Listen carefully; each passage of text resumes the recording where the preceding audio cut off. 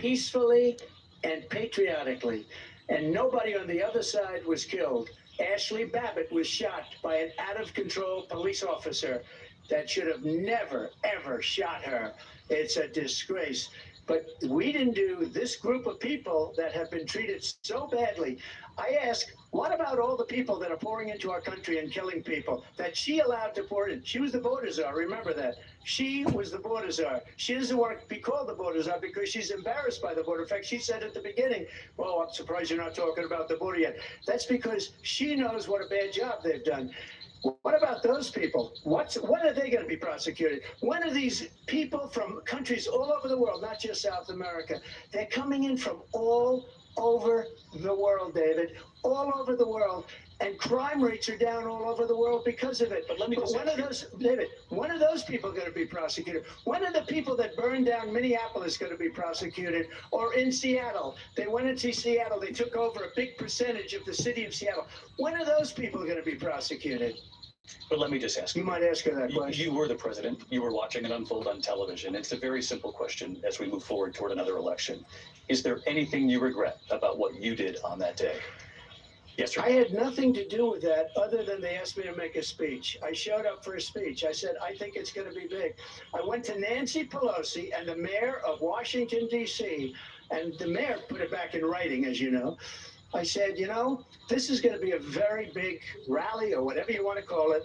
And again, it wasn't done by me. It was done by others. I said, I'd like to give you 10,000 National Guard or soldiers. They rejected me. Nancy Pelosi rejected me. It was just 2 weeks ago. Her daughter has a tape of her saying she is fully responsible for what happened. They want to get rid of that tape. It would have never happened if Nancy Pelosi and the mayor of Washington did their jobs. I wasn't responsible for security. Nancy Pelosi was responsible. She didn't do her job. The question was about you as president, not about former Speaker Pelosi, but I do want Vice President Harris to respond here. I was at the Capitol on January 6th. I was the vice president-elect. I was also an acting senator. I was there. And on that day, the President of the United States incited a violent mob to attack our nation's capital, to desecrate our nation's capital. On that day, 140 law enforcement officers were injured, and some died.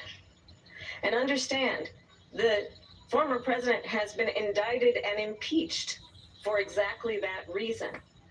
But this is not an isolated situation.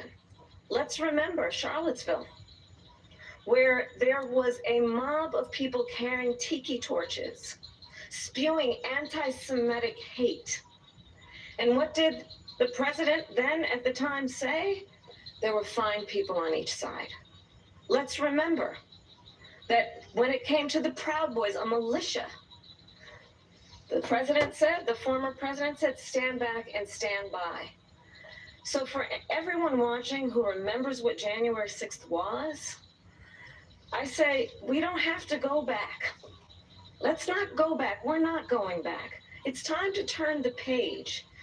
And if that was a bridge too far for you, well, there is a place in our campaign for you to stand for country, to stand for our democracy, to stand for rule of law, and to end the chaos, and to end the approach that is about attacking the foundations of our democracy because you don't like the outcome. And be clear on that point. Donald Trump, the candidate, has said in this election there will be a bloodbath if this and the outcome of this election is not to his liking.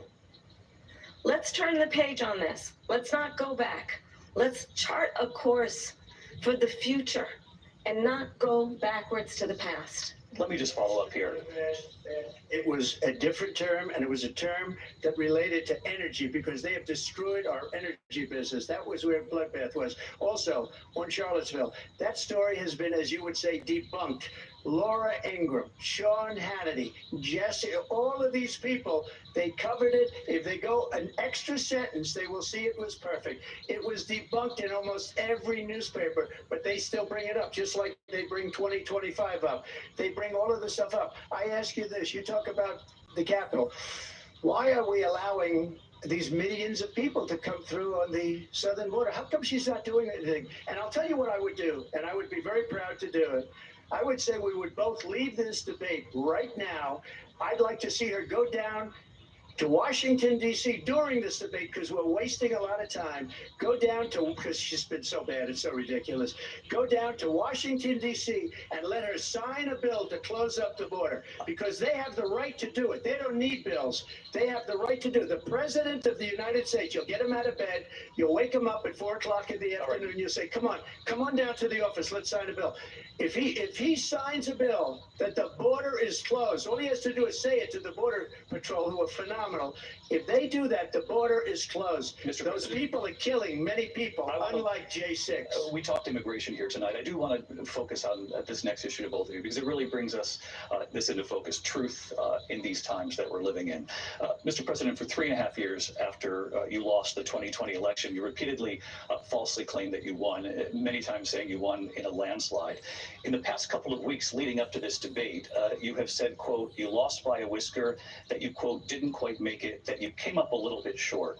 I said that? Are you now acknowledging that you lost in 2020? No, I don't acknowledge it at all. I said that sarcastically. You know that.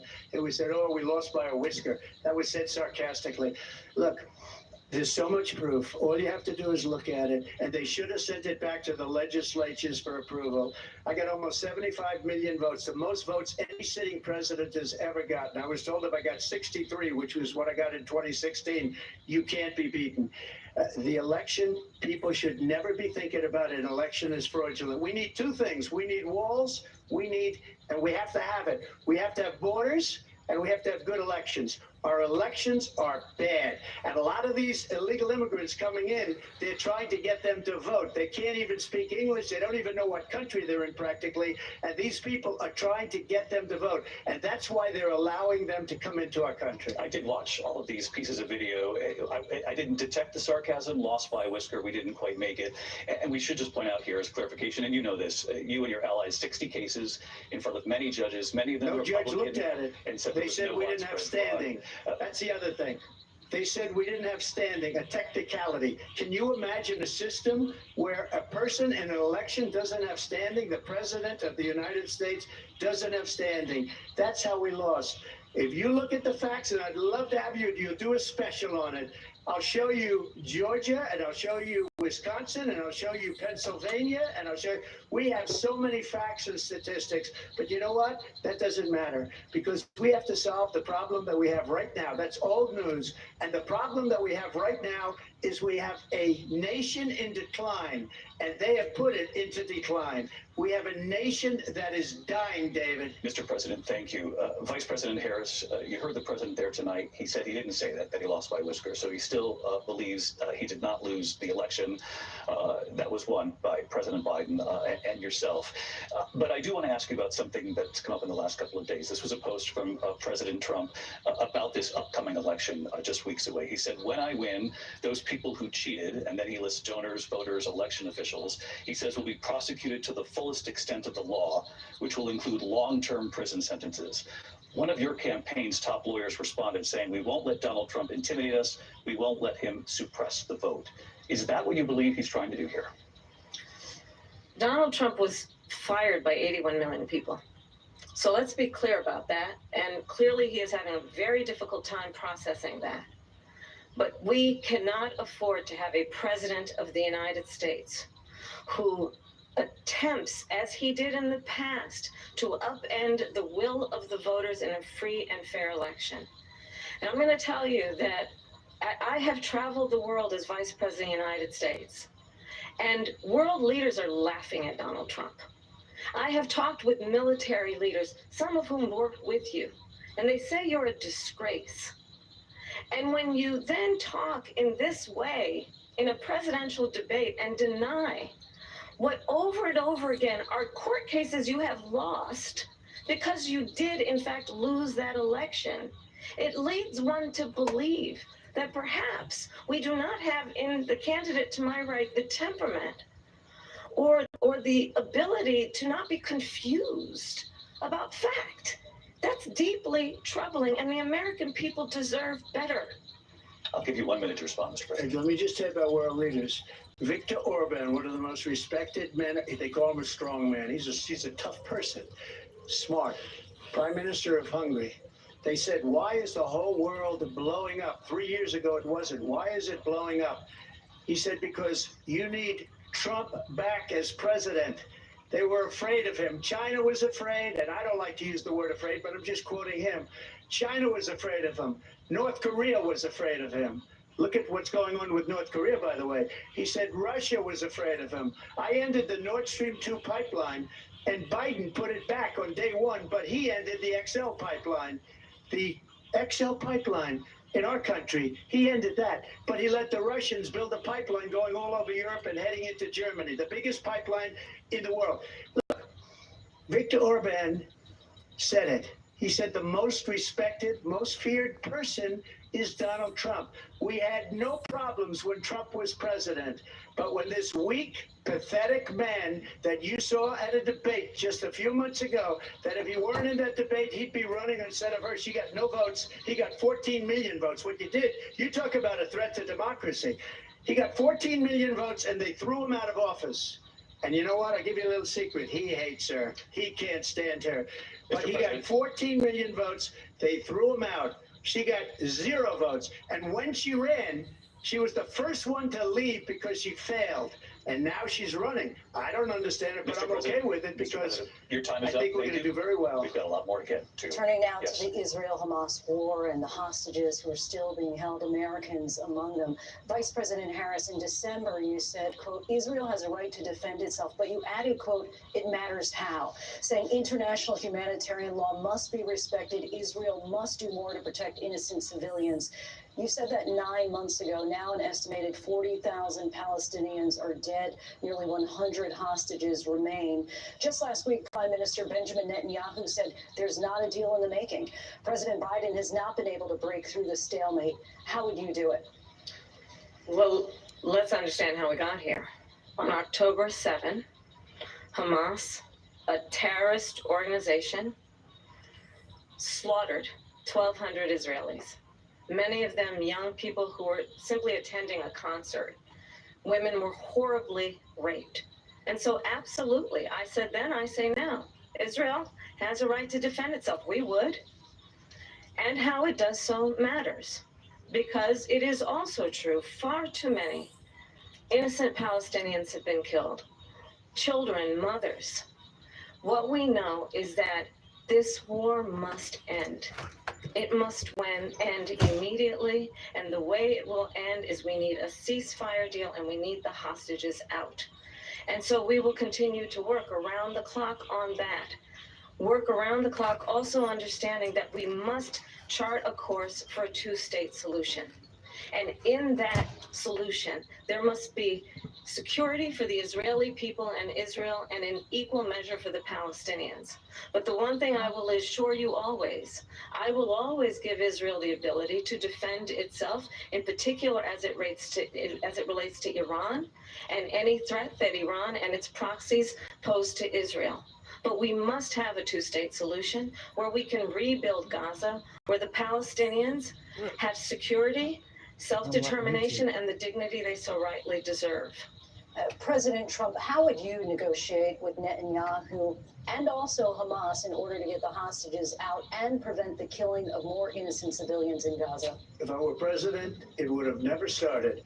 If I were president, Russia would have never, ever, I know Putin very well, he would have never, and there was no threat of it either, by the way, for 4 years, have gone into Ukraine and killed millions of people when you add it up, far worse than people understand what's going on over there.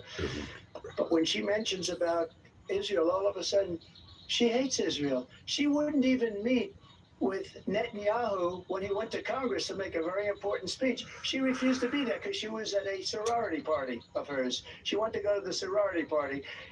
She hates Israel. If she's president, I believe that Israel will not exist within 2 years from now. And I've been pretty good at predictions, and I hope I'm wrong about that one. She hates Israel. At the same time, in her own way, she hates the Arab population because the whole place is going to get blown up. Arabs, Jewish people, Israel will be gone. It would have never happened. Iran was broke under Donald Trump. Now Iran has $300 billion because they took off all the sanctions that I had. Iran had no money for Hamas or Hezbollah or any of the 28 different spheres of terror. And they are spheres of terror, horrible terror. They had no money. It was a big story, and you know it. You covered it very well, actually. They had no money for terror. They were broke. Now they're a rich nation, and now what they're doing is they're spreading that money around. Look at what's happening with the Houthis and Yemen. Look at what's going on in the Middle East. This would have never happened. I will get that settled and fast, and I'll get the war with Ukraine and Russia ended. If I'm president-elect, I'll get it done before even becoming president. Vice President Harris, he says you hate Israel. No, that's absolutely not true. I have my entire career and life supported Israel and the Israeli people. He knows that. He's trying to, again, divide and distract from the reality, which is it is very well known that Donald Trump is weak and wrong on national security and foreign policy. It is well known that he admires dictators, wants to be a dictator on day one, according to himself. It is well known that he said of Putin that he can do whatever the hell he wants and go into Ukraine. It is well known that he said when Russia went into Ukraine, it was brilliant. It is well known he exchanged love letters with Kim Jong-un. And it is absolutely well known that these dictators and autocrats are rooting for you to be president again because they're so clear. They can manipulate you with flattery and favors. And that is why so many military leaders who you have worked with have told me you are a disgrace. That is why we understand that we have to have a president who is not consistently weak and wrong on national security, including the importance of upholding and respecting in highest regard our military. Vice President Harris, thank you. They're the ones, and she's the one that caused it, that's weak on national security by allowing every nation last month for the year, 168 different countries sending people into our country. Their crime rates are way down. Putin endorsed her last week, said, I hope she wins. And I think he meant it because what he's gotten away with is absolutely incredible. It wouldn't have happened with me. The leaders of other countries think that they're weak and incompetent, and they are. They're grossly incompetent. And I just ask one question. Why does Biden go in and kill the Keystone Pipeline and approve the single biggest deal that Russia's ever made, Nord Stream 2, the biggest pipeline anywhere in the world going to Germany and all over Europe? Because they're weak and they're ineffective. And Biden, by the way, President gets paid Trump, a lot of money. Thank you. We have a lot of issues to get to. We'll be right back with much more of this historic ABC News presidential debate from the National Constitution Center right here in Philadelphia. Back in a moment.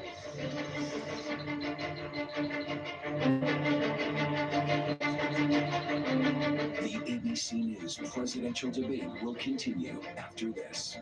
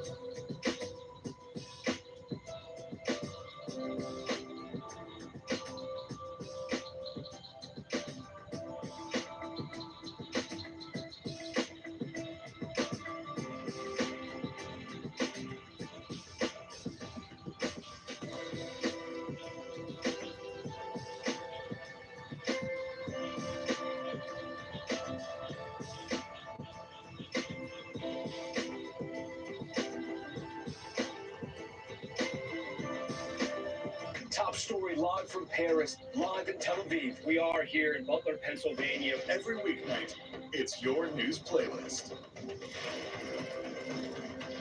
Top Story with Tom Yamas, streaming weeknights at 7 on NBC News Now. We're back with tonight's debate between Kamala Harris and Donald Trump. When it ends in just a few minutes, join us for an analysis of tonight's key moments. Our team will break down how it could shake up the final sprint to Election Day. For now, though, let's go back to the debate live in Philadelphia. Live from the National Constitution Center in Philadelphia, Pennsylvania. Here again, David Muir and Lindsay Davis. Welcome back to this historic ABC News presidential debate tonight. We're going to continue here, and I want to turn to the war in Ukraine. We're now 2.5 years into this conflict. Mr. President, it has been the position of the Biden administration that we must defend Ukraine from Russia, from Vladimir Putin, to defend their sovereignty, their democracy, that it's in America's best interest to do so, arguing that if Putin wins, he may be emboldened to move even further into other countries. You have said you would solve this war in 24 hours. You said so just before the break tonight. How exactly would you do that? And I want to ask you a very simple question tonight. Do you want Ukraine to win this war? I want the war to stop. I want to save lives that are being uselessly, people being killed by the millions. It's the millions. It's so much worse than the numbers that you're getting, which are fake numbers. Look, we're in for 250 billion or more because they don't ask Europe, which is a much bigger beneficiary to getting this thing done than we are. They're in for $150 billion less because Biden and you don't have the courage to ask Europe like I did with NATO. They paid billions and billions, hundreds of billions of dollars when I said, either you pay up or we're not going to protect you anymore. So that's maybe one of the reasons they don't like me as much as they like weak people. But you take a look at what's happening. We're in for 250 to 275 billion.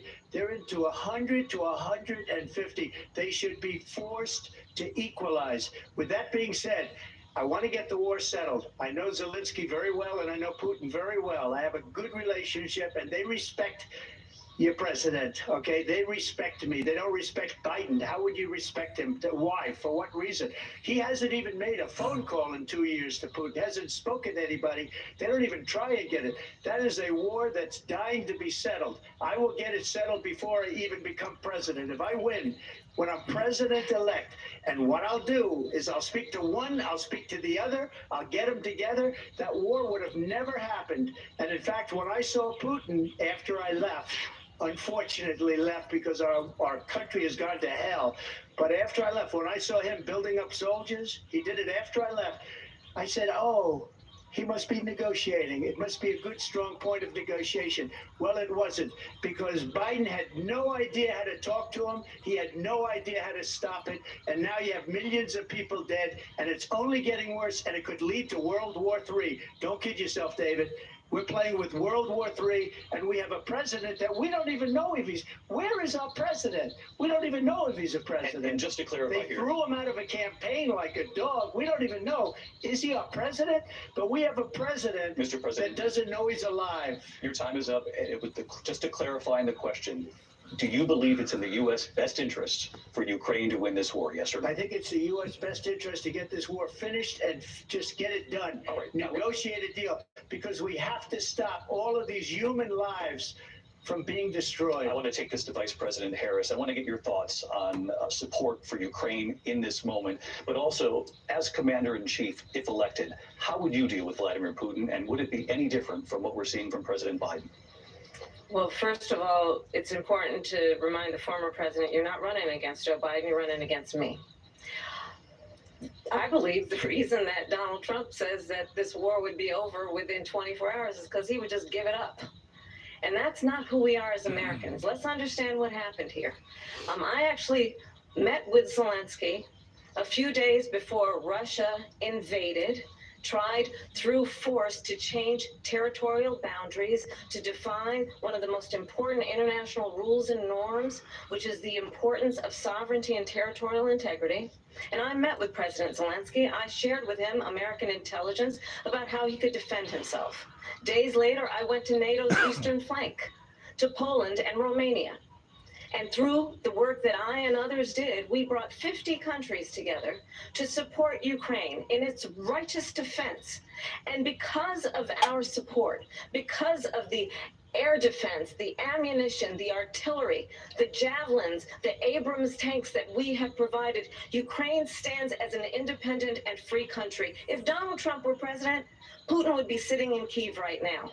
And understand what that would mean, because Putin's agenda is not just about Ukraine. Understand why the European allies and our NATO allies are so thankful that you are no longer president, and that we understand the importance of the greatest military alliance the world has ever known, which is NATO, and what we have done to preserve the ability of Zelensky and the Ukrainians to fight for their independence. Otherwise, Putin would be sitting in Kyiv with his eyes on the rest of Europe, starting with Poland. And why don't you tell the 800,000 Polish Americans right here in Pennsylvania how quickly you would give up for the sake of favor and what you think is a friendship with what is known to be a dictator who would eat you for lunch. Vice President Harris, thank you. We've heard from both of you on Ukraine tonight. Afghanistan came up in the last hour. I wanted her to respond to something you said earlier, and I'll give you a minute here. Putin would be sitting in Moscow, and he wouldn't have lost 300,000 men and women, but he would have been sitting in Moscow, quiet please, he would have been sitting in Moscow much happier than he is right now. But eventually, you know, he's got a thing that other people don't have. He's got nuclear weapons. They don't ever talk about that. He's got nuclear weapons. Nobody ever thinks about that. And eventually, maybe he'll use them, and maybe he hasn't been that threatening. But he does have that, something we don't even like to talk about. Nobody likes to talk about it. But just so you understand, they sent her to negotiate peace before this war started. 3 days later, he went in and he started the war because everything they said was weak and stupid. They said the wrong things. That war should have never started. She was the emissary. They sent her in to negotiate with Zelensky and Putin, and she did. And the war started 3 days later. And that's the kind of talent we have with her. She's worse than Biden. In my opinion, I think he's the worst president in the history of our country. She goes down as the worst vice president in the history of our country. But let me tell you something. She is a horrible negotiator. They sent her in to negotiate. As soon as they left, Putin did the invasion. President Trump, thank you. You did bring up something. You said she went to negotiate with Vladimir Putin. Vice President Harris, have you ever met Vladimir Putin? Can you clarify tonight? Yet again, I said at the beginning of this debate, you're going to hear a bunch of lies coming from this fellow. And that is another one. When I went to meet with President Zelensky, I've now met with him over 5 times. The reality is it has been about standing as America always should, as a leader upholding international rules and norms, as a leader who shows strength, understanding that the alliances we have around the world are dependent on our ability to look out for our friends and not favor our enemies because you adore strongmen instead of caring about democracy. And that is very much what is at stake here. The President of the United States is Commander-in-Chief. And the American people have a right to rely on a president who understands the significance of America's role and responsibility in terms of ensuring that there is stability and ensuring we stand up for our principles and not sell them for the benefit of personal flattery. We talked about Ukraine and Vladimir Putin. I do want to talk about Afghanistan. It came up in the first hour of this debate.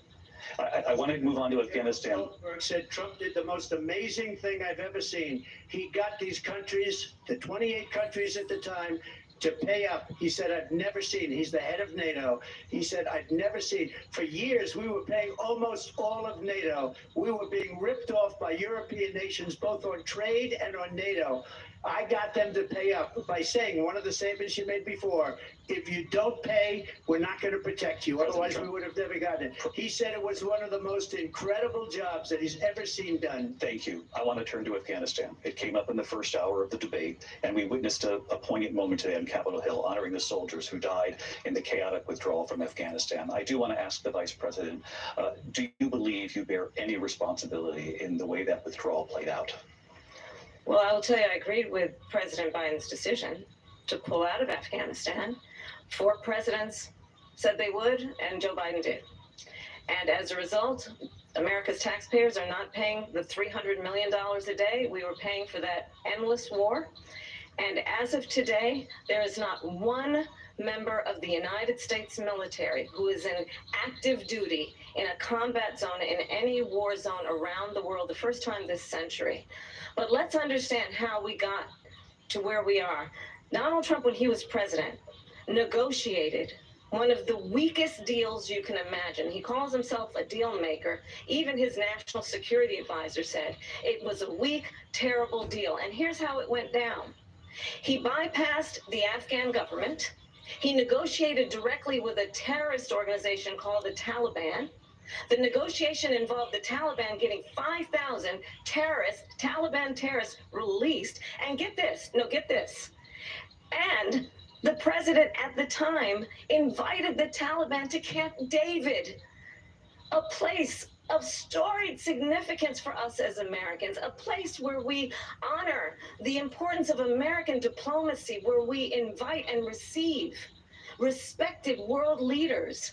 And this former president, as president, invited them to Camp David because he does not, again, appreciate the role and responsibility of the President of the United States to be commander-in-chief with a level of respect. And this gets back to the point of how he has consistently disparaged and demeaned members of our military, fallen soldiers, and the work that we must do to uphold the strength and the respect of the United States of America around the world. Vice President Harris, thank you. President Trump, your response to her saying that you began the negotiations with the Taliban. So, if you take a look at that period of time, the Taliban was killing our soldiers, a lot of them, with snipers.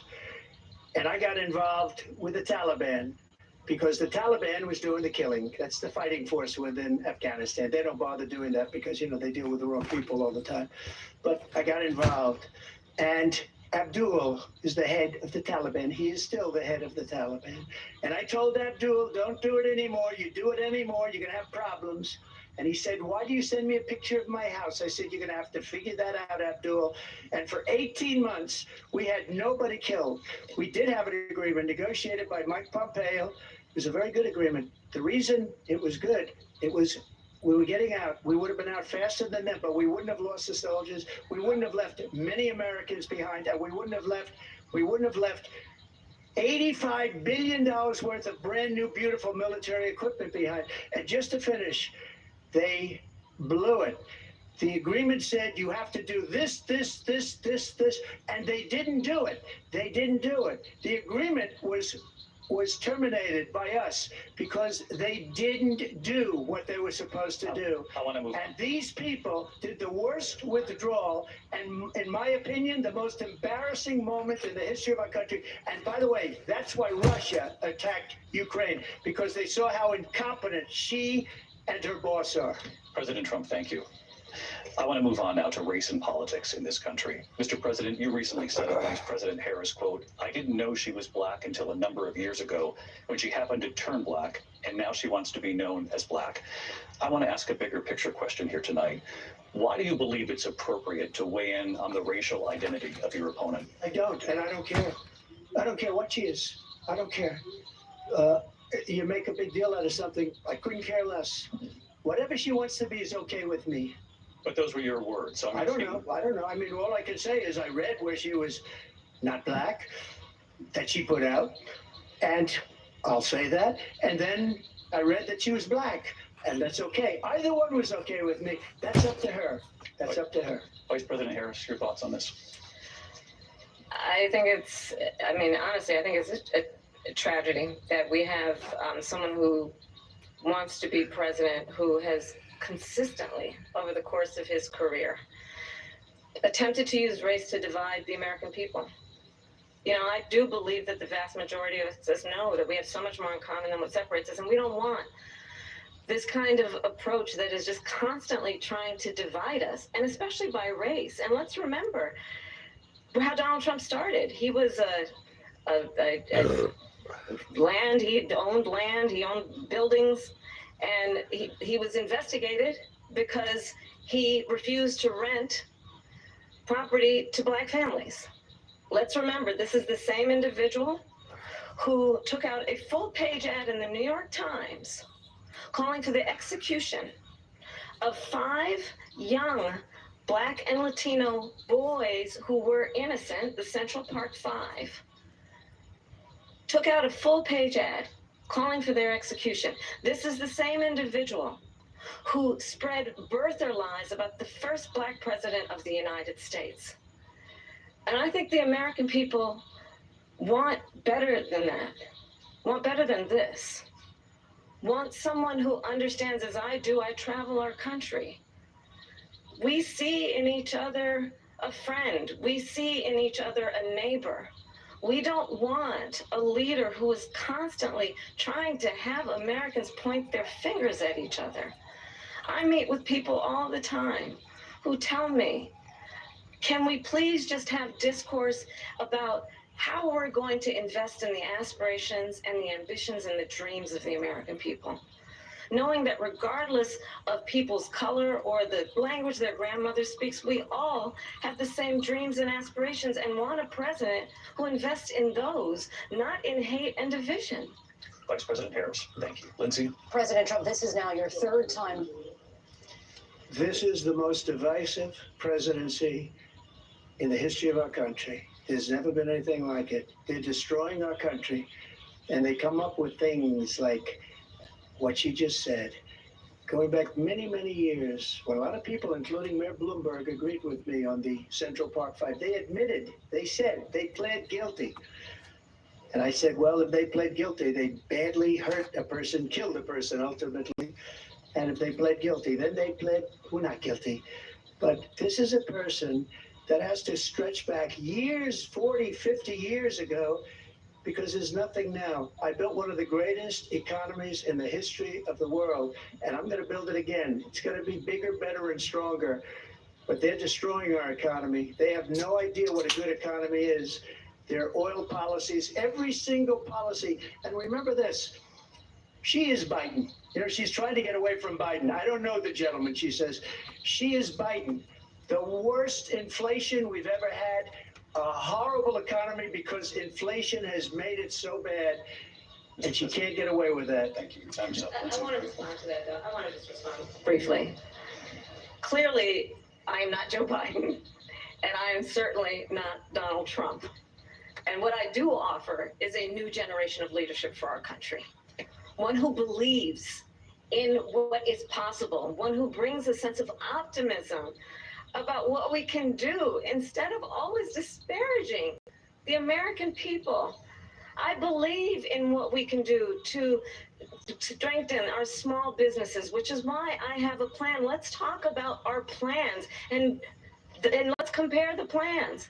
I have a plan to give startup businesses $50,000 tax deduction to pursue their ambitions, their innovation, their ideas, their hard work. I have a plan, $6,000 for young families for the first year of your child's life to help you in that most critical stage of your child's development. I have a plan that is about allowing people to be able to pursue what has been fleeting in terms of the American dream by offering a help with down payment of $25,000 down payment assistance for first-time home buyers. That's the kind of conversation, I believe, David, that people really want tonight, as opposed to a conversation that is constantly about belittling and name-calling. Let's turn the page Vice President and move Harris, forward. thank you. Let's turn to policy. President Let's turn Trump, back we to have policy. to move on. President Trump. Let's turn to policy, She has please. a plan to defund the police. She has a plan to confiscate everybody's gun. President Trump, She has we a do have to plan move on to to not other allow issues. fracking in Pennsylvania or anywhere else. Okay. That's what her plan is until just recently. I just need to Lindsay, respond. President because Trump, the President former Trump, president has said no, I'm something sorry. twice that I need to No, respond to. I'm sorry. We're I just going need to to move respond on, Vice one President time Harris. to what he has President said Trump, this is multiple now your Yeah. 3rd time running for president. You have long vowed to repeal and replace the Affordable Care Act, also known as Obamacare. You have failed to accomplish that. You now now saying you're going to keep Obamacare, quote, unless we can do something much better. Last month, you said, quote, we're working on it. So tonight, 9 years after you first started running, do you have a plan, and can you tell us what it is? Obamacare was lousy health care, always was. It's not very good today. And what I said, that if we come up with something, and we are working on things, we're going to do it and we're going to replace it. But remember this, I inherited Obamacare because Democrats wouldn't change it. They wouldn't vote for it. They were unanimous. They wouldn't vote to change it. If they would have done that, we would have had a much better plan than Obamacare. But the Democrats came up, they wouldn't vote for it. I had a choice to make when I was president. Do I save it and make it as good as it can be? Never going to be great. Or do I let it rot? And I felt I had an obligation, even though politically it would have been good to just let it rot and let it go away. I decided, and I told my people, the top people, and they're very good people. I have a lot of good people in that administration. We read about the bad ones. We had some real bad ones too, and so do they. They have really bad ones. The difference is they don't get rid of them. But let me just explain. I had a choice to make. Do I save it and make it as good as it can be, or do I let it rot? And I saved it. I did the right thing. But it's still never going to be great, and it's too expensive for people. And what we will do is we're looking at different plans. If we can come up with a plan that's going to cost our people, our population, less money and be better health care than Obamacare, then I would absolutely do it. But until then, I'd run it as good as it can be run. So just a yes or no, you still do not have a plan? I have concepts of a plan. I'm not president right now. But if we come up with something, I would only change it if we come up with something that's better and less expensive. And there are concepts and options we have to do that. And you'll be hearing about it in the not too distant future. Vice President Harris, in 2017, you supported Bernie Sanders' proposal to do away with private insurance and create a government-run healthcare system. 2 years later, you proposed a plan that included a private insurance option. What is your plan today?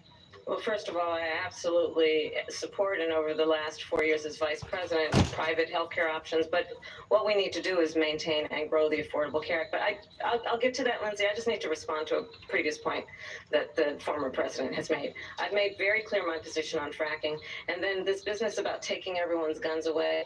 Tim Walz and I are both gun owners. We're not taking anybody's guns away. So stop with the continuous lying about this stuff.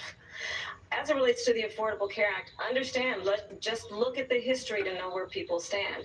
When Donald Trump was president, 60 times he tried to get rid of the Affordable Care Act. 60 times. I was a senator at the time when I will never forget the early morning hours when it was up for a vote in the United States Senate. And the late, great John McCain, who you have disparaged as being, you don't like him, you said at the time, because he got caught. He was an American hero. The late, great John McCain, I will never forget that night, walked onto the Senate floor and said, no, you don't. No, you don't. No, you don't get rid of the Affordable Care Act. You have no plan. And what the Affordable Care Act has done is eliminate the ability of insurance companies to deny people with pre-existing conditions. I don't have to tell the people watching tonight, you remember what that was like? Remember when an insurance company could deny if a child had asthma, if someone was a breast cancer survivor, if a grandparent had diabetes? And thankfully, as I've been vice president, and we over the last 4 years have strengthened the Affordable Care Act, we have allowed for the first time Medicare to negotiate drug prices on behalf of you, the American people. Donald Trump said he was going to allow Medicare to negotiate drug prices. He never did. We did. And now we have capped the cost of insulin at $35 a month. Since I've been vice president, we have capped the cost of prescription medication for seniors at $2,000 a year. And when I am president, we will do that for all people, understanding that the value I bring to this is that access to health care should be a right and not just a privilege of those who can afford it. And the plan has to be to strengthen the Affordable Care Act, not get rid of it, pass its prologue in terms of where Donald Trump stands on that. I want to move to an issue that's important for a lot of... You made a mistake. And number one, John McCain fought Obamacare for 10 years. But it wasn't only him. It was all of the Democrats that kept it going. And you know what? we could do much better than Obamacare, much less money. But she won't improve private insurance for people, private medical insurance.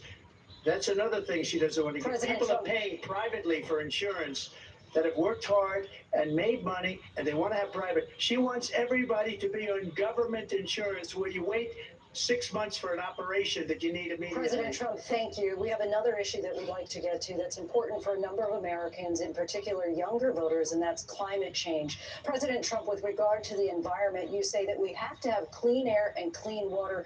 Vice President Harris, you call climate change an existential threat. The question to you both tonight is, what would you do to fight climate change? And Vice President Harris, we'll start with you. 1 minute for you each. Well, the former president had said that climate change is a hoax. And what we know is that it is very real. You ask anyone who lives in a state who has experienced these extreme weather occurrences, who now is either being denied home insurance or it's being jacked up. You ask anybody who has been the victim of what that means in terms of losing their home, having nowhere to go. We know that we can actually deal with this issue. The young people of America care deeply about this issue.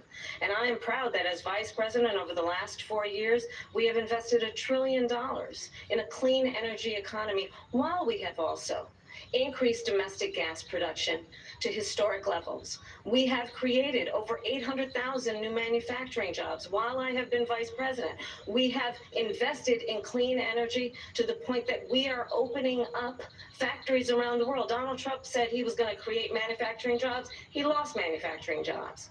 And I'm also proud to have the endorsement of the United Auto Workers and Sean Fain, who also know that part of building a clean energy economy includes investing in American-made products, American automobiles. It includes growing what we can do around American manufacturing and opening up auto plants, not closing them like happened under Donald Trump. Vice President Harris, thank you. That didn't happen under Donald Trump. Let me just tell you, they lost 10,000 manufacturing jobs this last month. It's going, they're all leaving. They're building big auto plants in Mexico, in many cases owned by China. They're building these massive plants, and they think they're going to sell their cars into the United States because of these people. What they have given to China is unbelievable. But we're not going to let that. We'll put tariffs on those cars so they can't come into our country, because they will kill the United Auto Workers and any auto worker, whether it's in Detroit or South Carolina or any other place. What they've done to business and manufacturing in this country is horrible.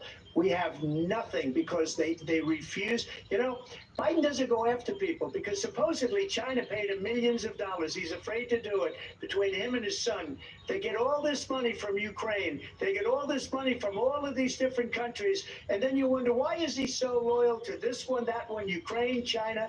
Why is he? Why did he get $3.5 million from the mayor of Moscow's wife? Why did she pay him $3.5 million? This is a crooked administration, and they're selling our country down the tubes. President Trump, thank you. Thank you. We'll be right back with closing statements from both of our candidates. An historic night, this ABC News presidential debate from Philadelphia. Back in a moment.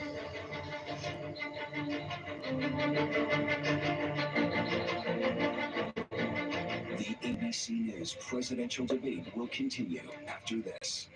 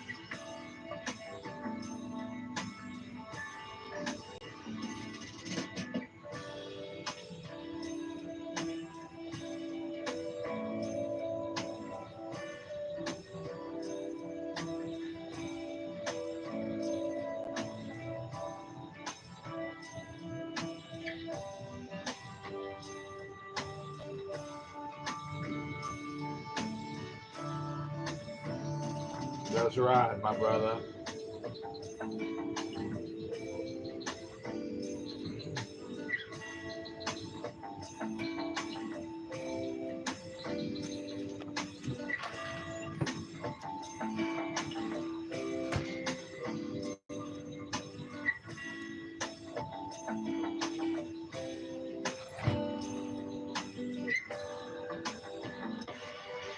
Now is raw. How hard is it to see it like this? Our house is no longer here, but we are here. Now is real. Let's break down what we know and then the big questions still outstanding. News for the generation of now is NBC News Now. We're back with tonight's debate between Kamala Harris and Donald Trump. When it ends, please join us for analysis of tonight's key moments. Our team will break it down. As we enter the final sprint to Election Day, we'll go back to the debate and closing statements.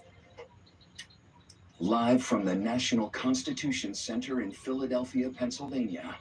Here again, David Muir and Lindsay Davis. Welcome back tonight. The time has come for closing statements, and Vice President Harris, we begin with you. So I think you've heard tonight two very different visions for our country. One that is focused on the future, and the other that is focused on the past, and an attempt to take us backward. But we're not going back. And I do believe that the American people know we all have so much more in common than what separates us. And we can chart a new way forward. And a vision of that includes having a plan, understanding the aspirations, the dreams, the hopes, the ambition of the American people, which is why I intend to create an opportunity economy, investing in small businesses, in new families, in what we can do around protecting seniors, what we can do that is about giving hardworking folks a break and bringing down the cost of living. I believe in what we can do together that is about sustaining America's standing in the world and ensuring that we have the respect that we so rightly deserve, including respecting our military and ensuring we have the most lethal fighting force in the world. I will be a president that will protect our fundamental rights and freedoms, including the right of a woman to make decisions about her own body and not have her government tell her what to do. I'll tell you, I started my career as a prosecutor. I was a DA, I was an attorney general, a United States senator, and now vice president. I've only had one client, the people. And I'll tell you, as a prosecutor, I never asked a victim or a witness, are you a Republican or a Democrat? The only thing I ever asked them, are you okay? And that's the kind of president we need right now. Someone who cares about you and is not putting themselves first. I intend to be a president for all Americans and focus on what we can do over the next 10 and 20 years to build back up our country by investing right now in you, the American people. Vice President Harris, thank you. President Trump? So she just started by saying she's going to do this, she's going to do that, she's going to do all these wonderful things. Why hasn't she done it?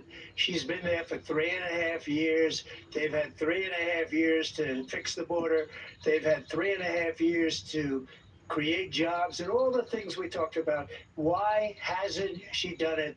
She should leave right now, go down to that beautiful White House, go to the Capitol, get everyone together and do the things you want to do, but you haven't done it and you won't do it because you believe in things that the American people don't believe in. You believe in things like we're not going to frack, we're not going to take fossil fuel, we're not going to do things that are going to make this country strong, whether you like it or not. Germany tried that, and within 1 year they were back to building normal energy plants. We're not ready for it. We can't sacrifice our country for the sake of bad vision. But I just ask one simple question. Why didn't she do it? We're a failing nation. We're a nation that's in serious decline. We're being laughed at all over the world. All over the world, they're laughed. I know the leaders very well. They're coming to see me. They call me. We're laughed at all over the world. They don't understand what happened to us as a nation. We're not a leader. We don't have any idea what's going on. We have wars going on in the Middle East. We have wars going on with Russia and Ukraine. We're going to end up in a third world war, and it'll be a war like no other because of nuclear weapons, the power of weaponry. I rebuilt our entire military. She gave a lot of it away to the Taliban. She gave it to Afghanistan. What these people have done to our country, and maybe toughest of all, is allowing millions of people to come into our country. Many of them are criminals, and they're destroying our country. The worst president, the worst vice president in the history of our country. President Trump, thank you. And that is our ABC News presidential debate from here in Philadelphia at the National Constitution Center. I'm Lindsay Davis. And I'm David Muir. Thank you for watching here in the U.S. and all over the world, and from all of us here at ABC News. Good night.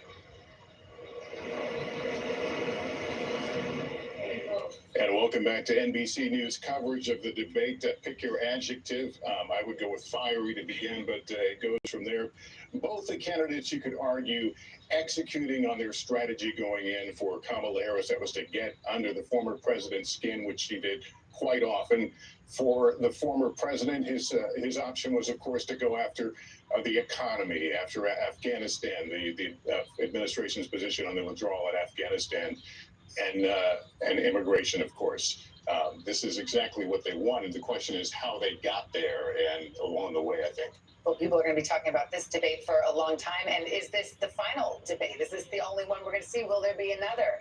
Well, it depends on how each candidate feels they did tonight. Let's bring back our moderator, Meet the Press, Krista Walker, our senior Washington correspondent, Hallie Jackson. Boy, do we have a lot to chew over here. Yes, I mean, let's talk about, first of all, it does seem that Kamala Harris was trying to hit every trigger point she could think of to try to get Donald Trump to respond to her and to kind of fall into bait him into that trap. Do you think it was effective? Well, let's just name a few. Abortion, January 6th. His former officials who are now critical of him. John McCain, which is the big trigger point. His rally size. His rally size, one of the biggest ones that gets under his skin. One of his allies said she clearly tried to get under his skin. He's being defensive way too much. He's losing his answers. For example, instead of border czar, we had eating pets. Of course, that theory that Springfield officials in Ohio are saying there's no proof that undocumented immigrants are eating pets, something that we've heard from Trump and his campaign.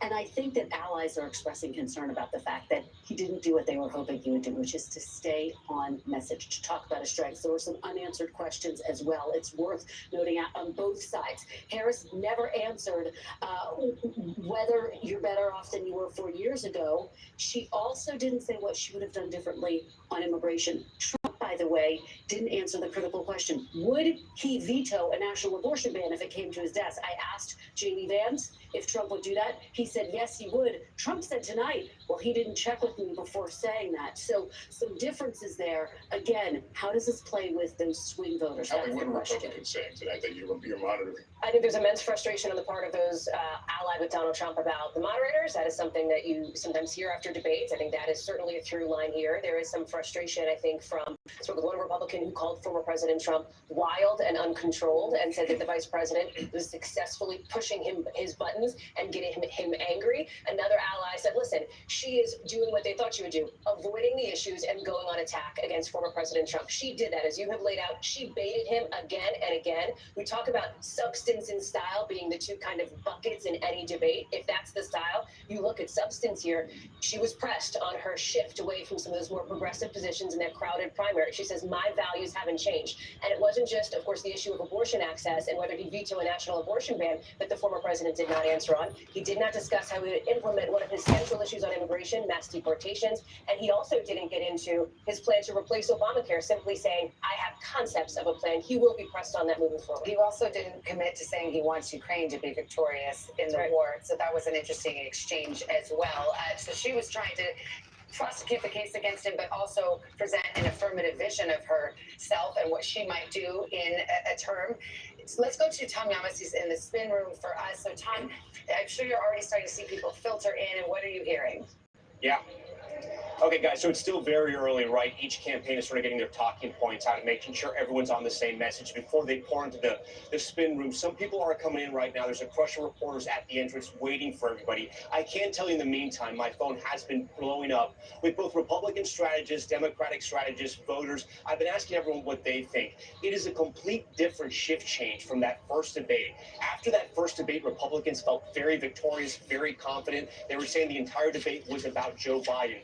This time, it's much different. Republicans seem very frustrated with former President Trump. They also felt frustrated with the format of the debate, which is never a good sign on your side. And then also saying that they were able, at least Vice President Kamala Harris was able to make this debate not about Joe Biden, not about herself, but about Donald Trump, and that led to her advantage. So again, many of the surrogates are coming in right now. Governors, senators from different parties. We're going to be talking to them throughout the night. I'm going to send it back to you guys in the studio right now.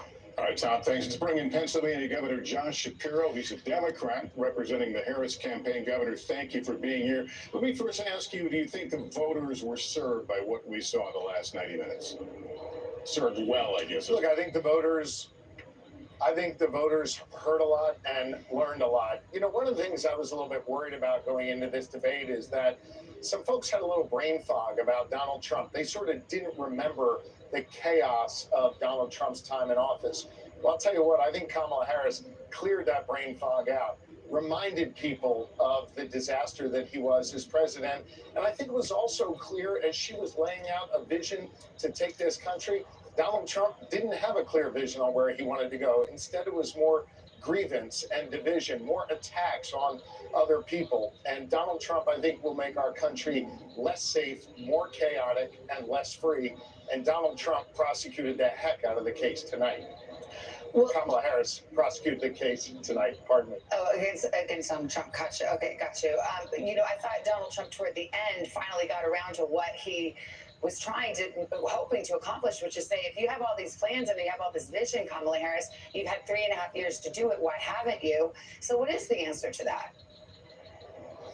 She has served as vice president. She knows the job to be president. Now she has laid out her vision for where she wants to take this country. I thought she was very specific on her plans to cut taxes, particularly for small business owners, her way of trying to bring down costs for middle-class families. Donald Trump, I don't know what the heck he thinks. He was all over the place.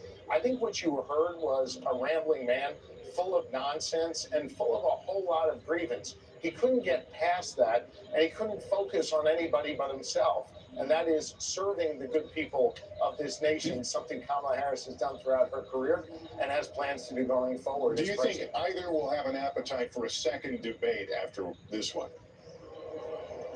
Look, I think that'll be up to either one of them. I'm not going to sit here and guess what will happen.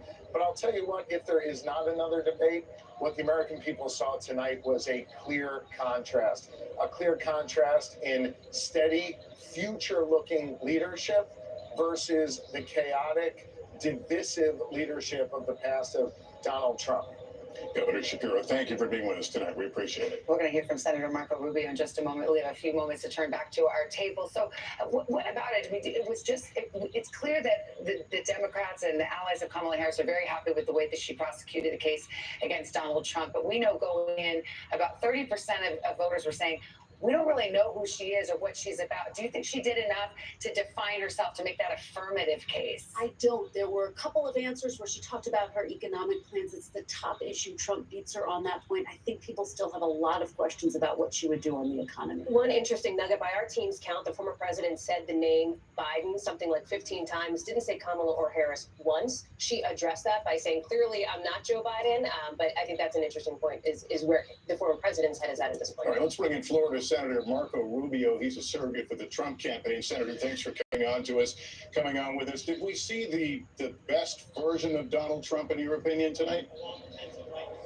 Well, two things. These candidates have very different objectives going in. Donald Trump's well known. He was the president of the United States. He's been campaigning basically for the last 8 years, 4 years, actually going back to 2016. Most voters didn't even know who Kamala Harris was. Tonight, for the first time, they got glimpses of it. Look, I don't think the moderators did the best job of pressing her on this, but they got glimpses of what she has stood for as recently as 2019 and 2020. And it's here in Philadelphia, and here in Pennsylvania, where she wanted to ban fracking. But beyond that, I think there are all kinds of things that the moderators never asked, questions that I wanted to see asked. For example, grocery prices are up 50% from 2020. What is your responsibility for that? I thought her answer on Afghanistan was complete nonsense. She was vice president at the time. Joe Biden didn't withdraw from Afghanistan. We were run out of Afghanistan. So on issue after issue, I think for the first time, voters are starting to get a glimpse of someone and starting to understand the positions that she truly believes in. And she's basically cut and paste, literally cut and paste out of the Biden agenda. People don't want the Biden agenda. But what she really believes in are the radical ideas that she ran on in 2019 and 2020. I think for a lot of Americans who don't know a lot about her, tonight they were introduced to those facts. I think that's going to have an impact on this race. Senator, you just laid out the case against her pretty clearly. Do you wish that Donald Trump had done so more clearly? Well, I think he did. Unfortunately, like I said, look, I'm not one of these guys that likes to complain about moderators. This one was tough not to. I think it was really one-sided, and some of the fact-checking was wrong. There are, in fact, states in this country, the state of Minnesota, where a child born in a botched abortion is allowed to die, provided palliative care and allowed to die. So some of the fact-checking I thought was truly unfair, but on balance, as people heard things about, you wanted to take away guns from people in the past, you wanted the Bernie Sanders health care plan, you wanted to ban fracking, you bailed out, tried to raise money to bail out rioters in 2020 in the summer. These are new facts that a lot of people don't know about Kamala Harris that they learned tonight for the first time. And I think, as you've seen in the polling, a lot of 25% of Americans wanted to learn more about her. They learned more about her tonight. All right, Senator Rubio, thank you for your time. We want to go to Kate Snow. She's been talking with a group of undecided voters in where else? Battleground, Pennsylvania. Kate, we've all been dying to hear what they thought and how they reacted to what they heard tonight. Yeah, Savannah, it's been really interesting watching with you all because I could see your reactions in real time. There were a lot of visceral reactions. In one word, if I can ask, how would you headline this debate? One word to describe what you saw, Len. Well, it's 4 words. Same old, same old. Hannah. Manipulative. And Andrew. Lies on both sides. Okay. Lies. Well, you came in all undecided. Has anything changed your mind tonight? Is there anything you heard here that you thought, oh yeah, I could go for that policy. I could stand with that candidate? Not really. For me, I think Kamala had a good debate. I'm feel more favorably towards her than to Donald, but I'm still not sure. Not 100%. The two of you women reacted very strongly when Harris was talking about abortion. When both candidates were talking about abortion rights, you reacted strongly to Donald Trump and his positions. You seemed emotional about it, Hannah. Yes. What was your thought on that? What was it about that part of the debate that struck you? His misinformation. He sensationalized just so much facts or not things that are not facts that have been disproven. When he he does it because that is what his supporters want to hear, and it really impacts who people like us, if we choose to vote for him or not, because we know you are lying, but you're still saying it, and it's disgusting. You all said it was the economy going in. Andrew, anything you heard that changes how you're thinking about their economic policies? No, because at the end of the day, December and November is going to roll around and they're going to pass. They're going to say we're going to shut down the government, and they're going to pass an omnibus, and they're going to spend trillions of dollars, and nothing else is going to change. They're just going to keep spending money uncontrollably. Donald Trump spent $6 trillion in 2019 and added that to our deficit. So absolutely not. They're spending money, and then it's coming back into the government, into the congressman, into the Senate, through funds, through PACs, through all the disgustingness. Andrew, thank you so much. Hannah, Lynn, it's been great to be with you. I'll send it back to you guys. All right, Kate, thanks very much. Kristen Welker, Hallie Jackson back for some final thoughts. Kristen, first to you. Will we know who won this debate in days or weeks or months? Well, a couple of weeks, I would say, once we look at the new poll numbers, Lester. As we've been saying, the Harris campaign feels emboldened. They just put out a statement saying Vice President Harris is ready for a second debate. Is Donald Trump? The big question, will that actually happen? And again, it's just fascinating to hear the voters who are sitting there with Kate Snow, to hear that one of them at least feels a little bit more favorably toward Harris. As we start to close our coverage, I always like to say Election Day is XX days away, but in fact, Election Day is Well, it starts tomorrow in one state, but is 6 days away in Pennsylvania. That's right. Early voting is a huge factor. Those mail-in ballots going out in Pennsylvania. You've got it in other battleground states as well coming up soon, including Michigan just this month. So that is for real, right? What's happening tonight matters when people go to make their decision about who they want in the White House. So will there be a second debate? That's an open question. You look at what's next. All four of these leaders, Kamala Harris and her running mate, former President Trump and his running mate, will be at 9/11 ceremonies tomorrow. All right, Haley. Thanks, Haley. That concludes our coverage of tonight's debate between Vice President Harris and former President Trump. More coverage tomorrow morning on Today. We'll see you bright and early. I'm Savannah Guthrie, Lester Holt, Hallie Jackson, Kristen Welker. We're all here. Thanks for being with us. Good night.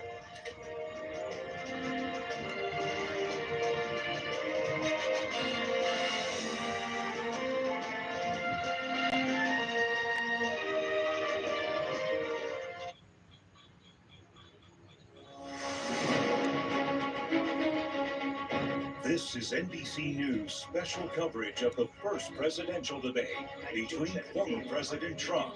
Look, we've had a terrible economy. And Vice President Kamala Harris. What we have done is clean up Donald Trump's mess. The two candidates meeting in person for the first time ever. So for everyone watching who remembers what January 6th was, I say we don't have to go back.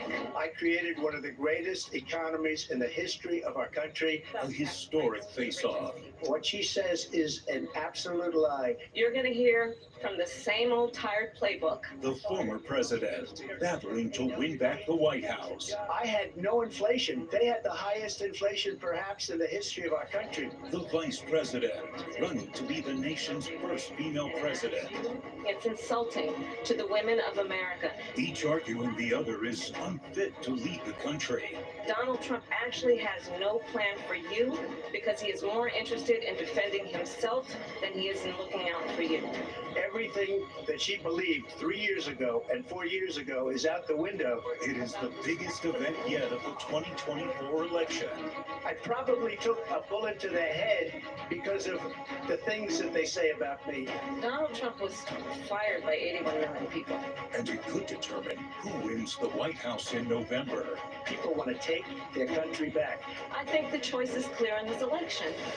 Reporting tonight from the spin room at the presidential debate in Philadelphia, Tom Yamas. And from NBC News Studios in New York, Hallie Jackson. Hey, good evening. I'm Tom Yamas. Hallie will be joining us in just a moment. As you're watching NBC News Now's live coverage of what could be the most consequential night of the 2024 presidential election. You see right there the historic handshake between Vice President Kamala Harris, here it is, and former President Trump.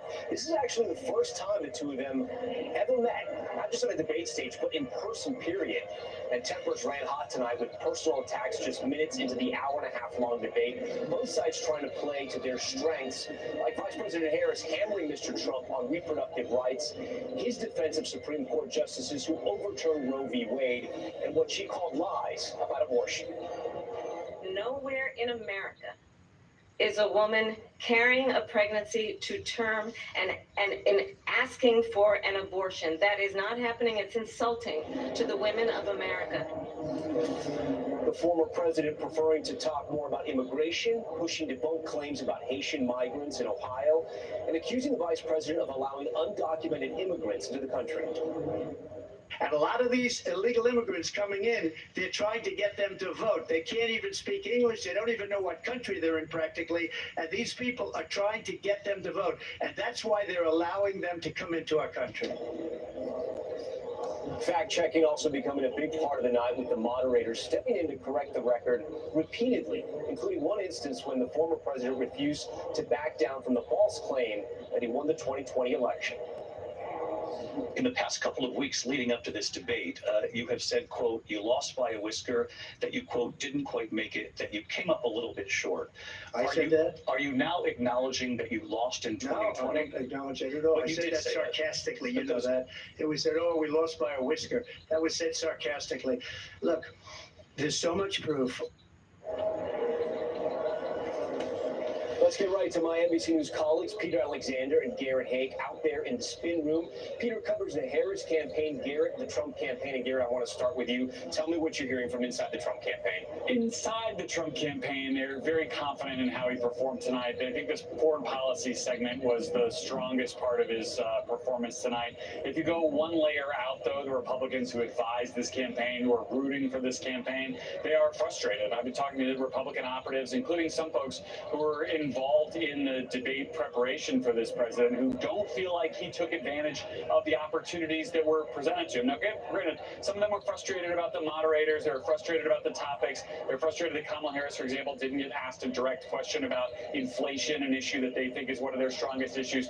But they realized that their guy didn't take advantage of what he was trying to do. You know, all day I was talking to these Trump folks who told me they wanted to make Kamala Harris own the most liberal past positions that she's taken. And really only on the issue of fracking do they feel like they were successful. They just wasn't able to tie her to the things they felt like they needed to tie her to have a clear win tonight. Are you getting the sense, because I'm getting the sense from the Republicans I'm talking to, it was a shift change when you compare it to the Atlanta debate. Coming out of the Atlanta debate, I mean, they were victorious, they were happy, they were congratulating each other. Here it's much different. There's frustration, there's anger, they're blaming moderators, and I think you're right, with that outside layer, they're frustrated a little bit with the former president.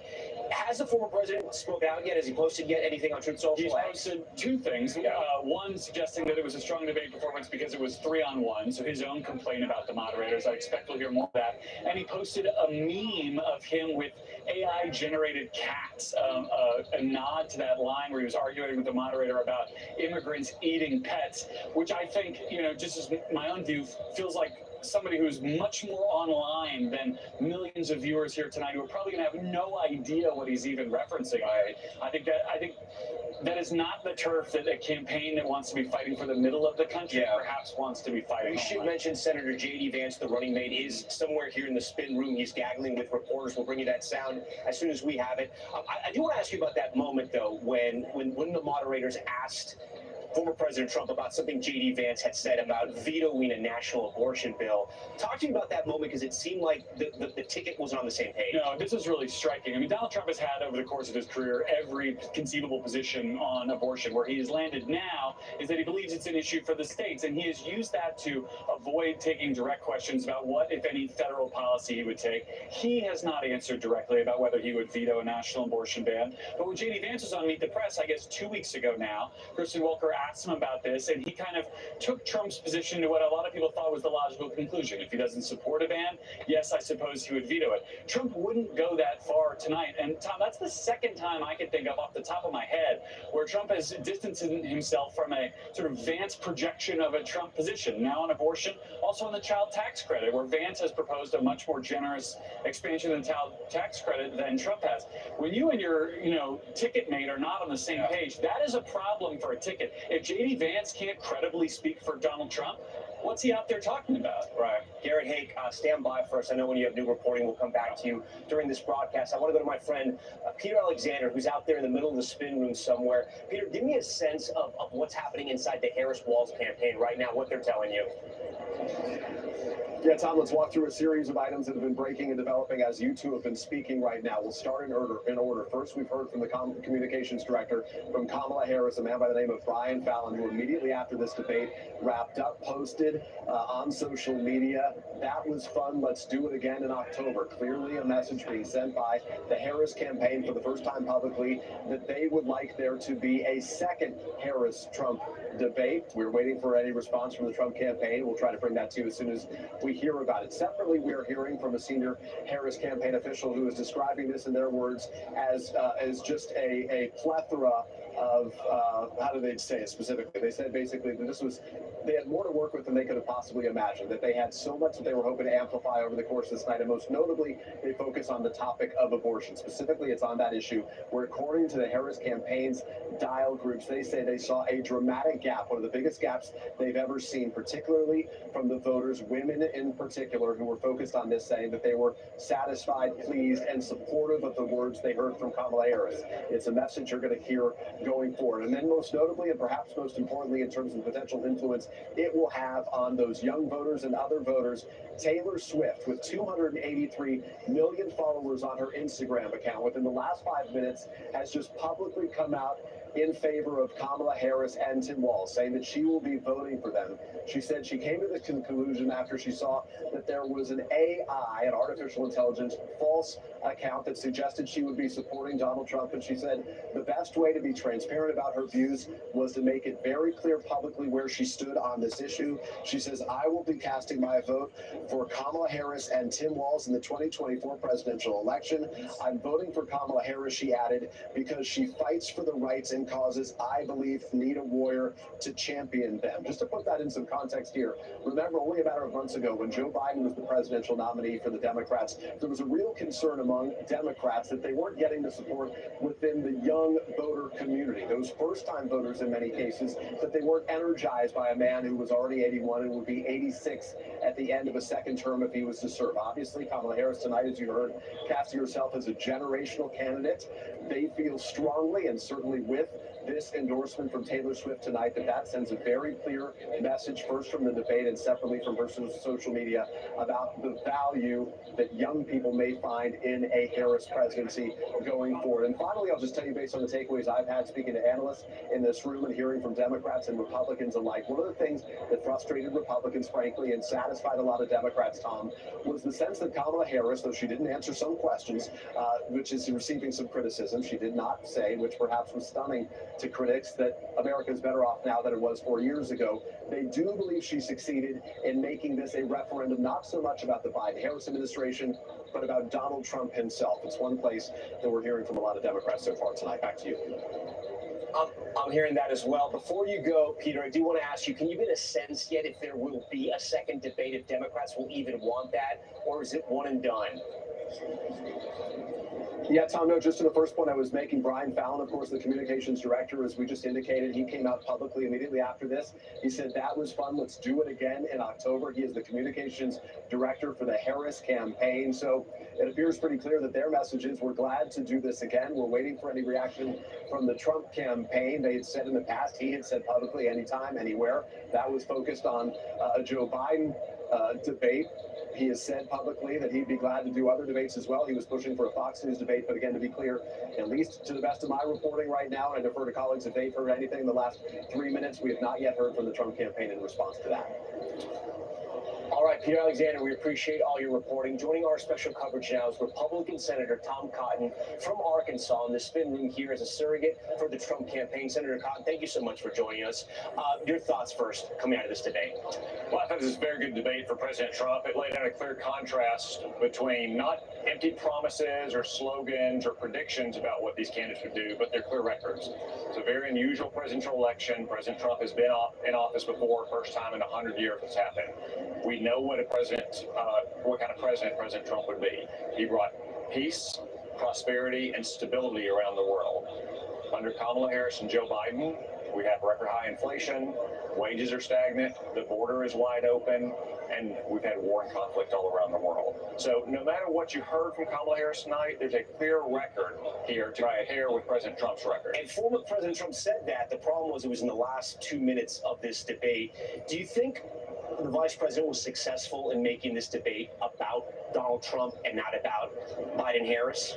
No, I think she was successful in hiding her own liberal record to the best of her ability. President Trump did a good job of calling it out, though, not only in his closing statement, but throughout the debate, pointing out, for instance, that she does, in fact, support a ban on fracking. She supports a ban on gas-powered cars. She does want to confiscate private firearms. She wants to decriminalize illegal immigration. And as we just learned this week, she wants to use taxpayer dollars to pay for gender transition surgery for illegal immigrants in detention centers in America. Those are all records she's taken. Yeah. Not as a young woman in college or in a TV interview, kind of in a live setting where people could put a foot wrong, as you know, Tom. Those are her considered, deliberate positions that she took when she was running for president in her own right, or when she was serving the United States Senate. And she said that she's, changed up some of those positions. Well, they're saying evolved, and you guys say flip-flop. I get it, but I just want to go on the record and say she's changed up some of those positions. Actually, no. I don't say she's flip-flop. Yeah. She's lying. Bernie Sanders on your network said this weekend that she hasn't changed her positions. She's saying what she thinks she needs to get elected. Right, that she's still a progressive.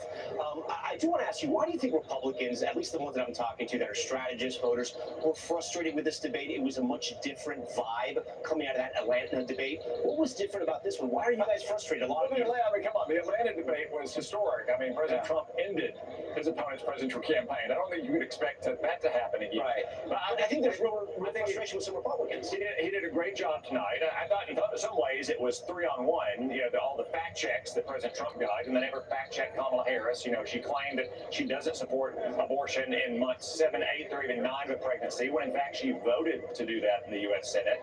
They didn't put. I gotta say, but if you're gonna be commander in chief, you know this. You can stand up to 2 journalists, right? I mean, even though you guys made that moderators weren't fair. And he did. I thought he did a good job in what was in effect a 3-on-1 debate.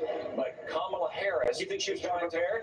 No, not at all. Because you can't. I mean, how can you be prepared to defend a ban on fracking, especially in Pennsylvania? To defend a ban on the sale of new gas-powered cars? These are her positions. This is what she supported as vice president and as a senator and as a soft-on-crime attorney general. Before we go, do you think there's another presidential debate?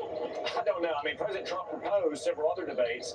Kamala Harris refused to take him up on it. I think if we had another debate, you'd see more of what you saw tonight, which is a clear contrast in these records. But I'll leave that to President Trump. We spoke to a bunch of undecided voters that were watching this debate. They say after this debate, they're still undecided. So we'll have to wait and see if we have another debate. Senator, we thank you for your time. We appreciate that. I want to send it back to Hallie Jackson in New York, who's going to pick up some of our coverage right now.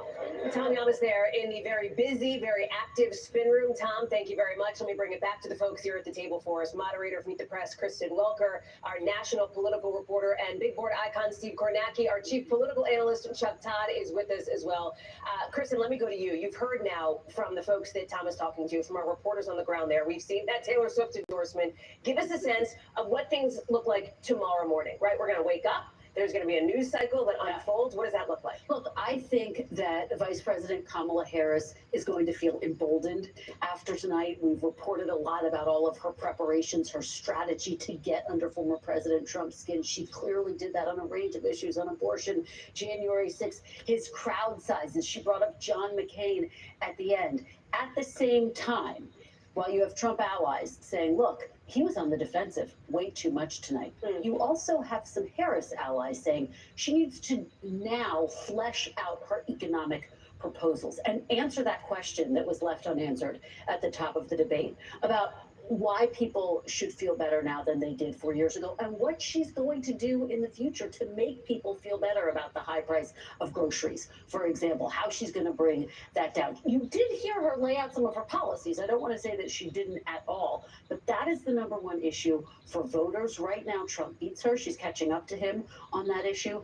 but her allies believe she should be hammering those points over and over again, that basically today and this evening and the debate was the start to what now she should take the momentum and move forward. Okay, so Kristen, you're talking economy. Chuck, let me come to you, because reproductive rights is an issue where Kamala Harris sees a political vulnerability and a potential liability with Donald Trump here. That came up tonight. It is an issue where she outpolls him. I'm curious how you see that framing, considering that is something that campaign officials, as you heard from the conversation just a moment ago, on the Harris side, see as one of her strongest moments. And I got to tell you, Chuck, on this issue of sort of baiting, well, let me start there. Let me start on reproductive rights, and I'll come back to something else. Okay, well, let me just stick to that issue for a second. Here's all I kept thinking about when she was talking very specifically about a woman sitting in the parking lot, potentially bleeding out because she wasn't going to get care because there was concern about the law. You know who wouldn't have made that rebuttal on that issue? Joe Biden. And it was so striking to me. Joe Biden could barely talk about the issue. It was really one of the biggest weaknesses of the campaign he was running, is his inability, whatever it is, his own, I think he was caught up in his own political positions, his own religious beliefs on this. Frankly, 40 years of talking about abortion one way, and then suddenly the conversation had changed and he didn't really evolve or modernize with it. That is what sort of struck me. Like here was an issue that is suddenly, I think the contrast is much clearer between Kamala Harris and Donald Trump than it was between Joe Biden and Donald Trump. Everything else, you wouldn't have had that kind of clear contrast. But on that issue, more than any other, that was something you never would have seen from Joe Biden no matter which version of Joe Biden you got, 2016, 2020, or the one we saw last June. I'm going to call a quick timeout for just a second because, as we all know, spin rooms move fast. Things go quickly. I know that somebody has just sat down, I think, next to Tom back in Philadelphia. So, Tom, let me turn it over to you for just a second, and then we'll come back and chat. All right, Hallie, thank you for that. Yeah, joining us now, California Governor Gavin Newsom, the surrogate, of course, for the Harris-Walz team. So, Governor, your thoughts on this debate coming out of it? I mean, if this was a prize fight, they would have done a TKO against Trump in the second round. It was extraordinary performance from the get-go. She had the decency to go up and shake his hand, introduce herself as Kamala Harris, and she commanded the stage from the moment that debate began. I thought she did an exceptional job. Let's talk about debate strategy, because she made the debate about Donald Trump, not about the Biden-Harris administration. Why was that a positive? Well, I thought she not only made the case against Donald Trump, she also prosecuted the case for the future. She kept looking in the camera, talking about you, talking about me, talking about the issues that matter to the American people, on affordability, on housing, on child care. She was consistent in painting not only a picture of the current administration in the context of the accomplishments of Biden-Harris, but the pivot to a framework of a compelling future about the next 4 years, with Biden of the day is what this election is all about. But she was so, discipline's the word. Every time she was asked a question, she'd almost answer it first about Trump and then maybe go into her response. And if you were looking for policy, you didn't get a whole lot of policy, to be quite fair. I mean, you got some of it towards the second hour, but this was a lot about the Trump administration. Well, you got contrast.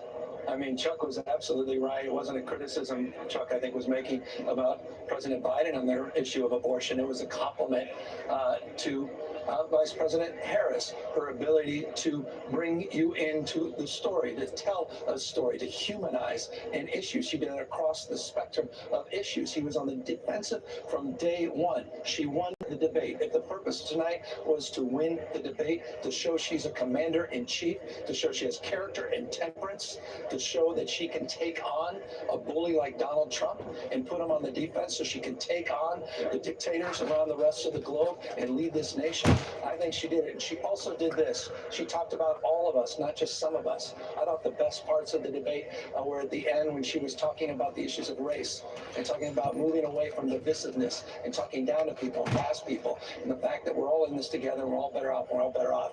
It was a fantastic night. Do you think there's another debate if you were advising the Harris campaign? Would you say that? Would you tell them to have another debate? Or do you think it's one and done? You think that you? Well, absolutely. We talked about a couple debates. He said anytime, anywhere, tough guy. Anytime, anywhere. By the way, that was weakness.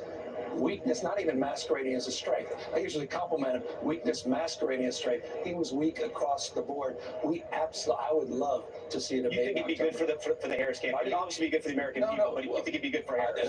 But what you just said, I don't want to be flippant about that. Good for the American people, good for democracy, good for freedom, good for the rule of law, good for not only this country, but the world we're trying to build. Absolutely good for Kamala Harris. Do you think the Democratic Party and her handlers, her campaign, maybe loosen the reins a little bit in the sense that maybe she does town halls where she's actually talking to voters, maybe she does some more sit-down interviews? Yeah. I mean, were Democrats nervous about her, and now has she set the expectations? Well, maybe somewhere, not me. Yeah, that's a comment. See, forgive me, that's a reveal to the extent people are surprised of something we've known about for decades in California. I've watched that Kamala Harris for years and years and years. So in so many ways, past was reflected in the present. And the good news, I know this about her, she keeps getting better and better and better. So to your question about getting out there even more, absolutely, you're going to see it. And I'm absolutely confident she'll provide more opportunities in that respect. You know a lot about politics. How impactful, or will it not matter at all, is the Taylor Swift endorsement tonight? I mean, very significant. For no other reason, there's an energy and pride that comes with that. There's an energy of youth, the quality of imagination. Trust me, it's reflected in my 4 children, all of them under the age of 14. They seem to know more about everything going on in Taylor Swift's life than anything else. I guarantee it. Within the next 24 hours, they're less likely to be talking about this interview, respectfully, with us, with their dad, and more about Taylor Swift's endorsement. So, in the way she did it around this cat lady thing and the pejoratives and the way women have been treated in this country, women have been treated in this country, that, I think, also is profoundly significant. California Governor Gavin Newsom, Governor, we thank you for your time. Hallie, you can kind of see and feel the vibe there from the California governor of how the Democrats feel tonight after this debate. I mean, he's happy. Yeah, to say the least. Yeah. I watched that interview, Tom. I'm texting with folks in and around the Democratic orbit. Obviously, they're nearly jubilant from that, although I think people understand there's still a long way to go before Election Day. Let me bring back Chuck, Kristen, and Steve Kornacki here. Kornacki, let me get to you, because the macro question, the meta question, do debates matter? Do they move the needle? In a race this close, and we've been saying it, competitive as heck right now, how does this play out with the electorate? Yeah, see, and this is what I find myself thinking about. You see how jazzed Democrats are right now. You certainly some things tonight I think Trump's going to take some heat for in the coming days. I want to see what the polls look like just in terms of who won the debate, but I am reminded that in 4 of his previous general election debates, Donald Trump was clobbered in the public opinion polls after those debates. I'm just looking here. These are some of the post-debate margins. He lost by 35 points the first debate in one of the polls in 2016, 23 points, 21 points, 25 points to Joe Biden in the first debate in 2020. You look at those 2016 numbers, and of course you remember that he won the election. You remember one of the dynamics of that election was he'd have those moments where he would take a hit in the polls. Access Hollywood is one of the ultimate examples here, and it would take about a week's time for everything to cycle back to baseline. So as we absorb the debate, see what those polls say, see what the coverage looks like in the next few days, but I keep that in mind as a possibility that if this is rough for Trump, are we looking up in a week and saying, well, the polls haven't changed that much? Now, the way of turning that around and saying, could it be different this time, would simply be think back to 2016. Hillary Clinton, Donald Trump's opponent, was an extremely familiar political commodity to people. She'd been on the center stage of American politics for a generation. Joe Biden had been the vice president when he's running a 2-term vice president in 2020. Here's Kamala Harris. We talked about this. More than a quarter of voters in that New York Times poll the other day said they needed to know more about her. So is there room for her, if again the post-debate polls break in her favor, if Trump's taking some year, is there room for her to capitalize in ways there weren't necessary for Clinton or even Biden? That's what I'm looking to see. Kristen, I want to go to you here as we talk numbers. I don't want to be flip about this, but I also don't want to be like too above the thing that is going to be the pop culture moment coming out of tonight, which is of course Taylor Swift. I like to talk about listen, what is her impact when she posted to Instagram for people to get involved, to register to vote?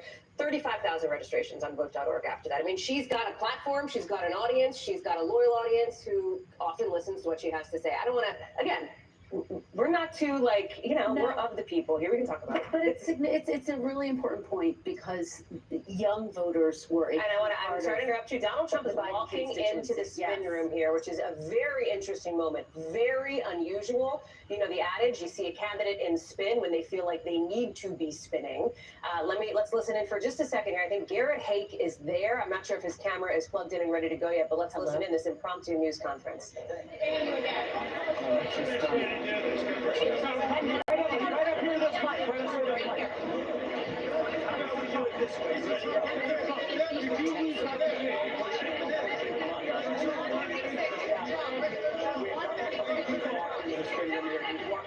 Mr. Trump, we're live on ABC News here, sir. Mr. Trump. We thought it was our best debate ever. It was my best debate ever, I think. And it was very interesting. It showed how weak they are, pathetic they are, and what they're doing to destroy our country and the border with foreign trade, with everything. And I think it was the best debate I've ever personally that I've had. We're getting polls that show 92 to 6, 88 to 11. We're having a lot of great polls that just came out. There are polls, I guess, phone polls and lots of other polls. When you see the polls, a very important debate. Now, she wants to do another one because she got beaten tonight, but I don't know if we're going to do another one. The polls are indicating that we got 90%, 60%, 72%, 71%, and 89%. So the polls are very good, but beyond the polls, I felt very good. I had a good time doing it. I hate to speak about our country so negatively, but that's what happened. They ruined our country.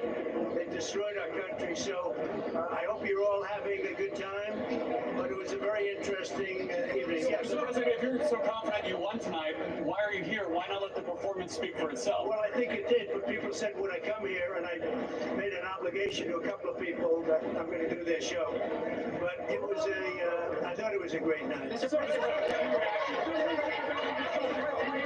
are your reaction to Taylor Swift's endorsement of Kamala Harris? I have no idea. Mr. President, what are your Republicans are complaining about moderators. Does that mean that it wasn't a good night? Were you not prepared? No, I thought the moderators were very unfair, but it basically was 3-on-1. But I thought they were very unfair, the moderators. Everybody did. But despite that, they're saying that the debate was... Why were you prepared for that kind of debate? Yeah, I assume the moderators would be bad because that right there is the worst of all the news networks, in my opinion. And it always has been. Yeah. You commit to the second debate. Well, she wants a second debate because she lost tonight very badly. So they immediately called for a second debate because they lost. So we'll, think about that. But she immediately called for a second. Look, we're looking at polls. We're looking at polls. The worst poll that we've had was 71 that I see. 71% to like 24 or 25.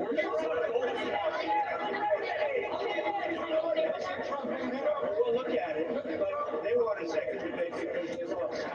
I mean, every poll shows they lost, but they lost. Now, with all of that, it was obviously 3-on-1, but I think we did great.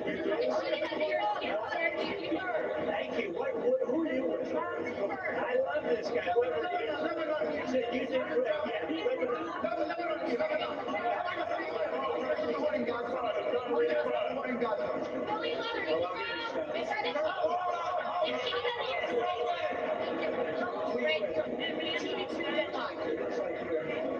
Listen, folks, if you can't tell by the hard-to-hear audio and those shaky camera angles, this was not an expected or planned appearance by former President Trump in that spin room in Philadelphia. He simply showed up. You heard him talk about that. He walked in front of where a number of reporters gathered, including our Garrett Haig. He's walking back over now, a little closer to the microphones, it seems. Let's listen back in for just a sec, see if that's any better. The Vice President, he's, the Vice President. And certainly,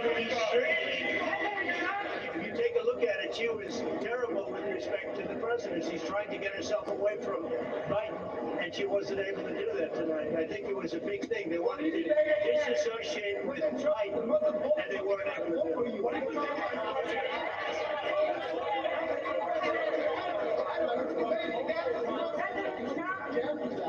Multiple times. What am I doing? Project 2025. Yeah, I have nothing to do with Project 2025.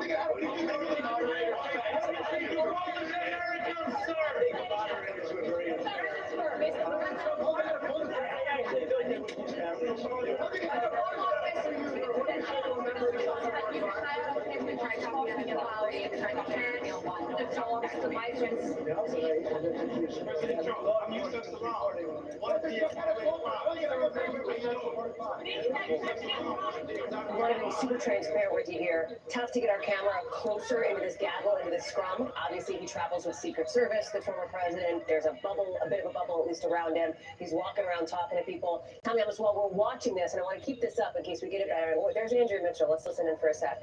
I don't even think it's in decline. We're a nation in decline. And I thought that we got that out. She was unable to defend it. She was certainly bad on foreign policy. She was very bad on the border. And the polls are showing that I have one poll is 92% to 6. And all of the polls are 60, 70, and 80 in our direction. So I thought it was a great debate from my standpoint.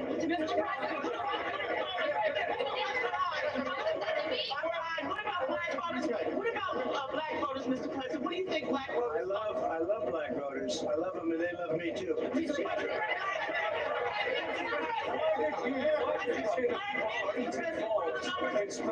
yeah, it's true. You take a look at it. No, that's true. It's true. Okay, well, you can check it out. Check with the authorities.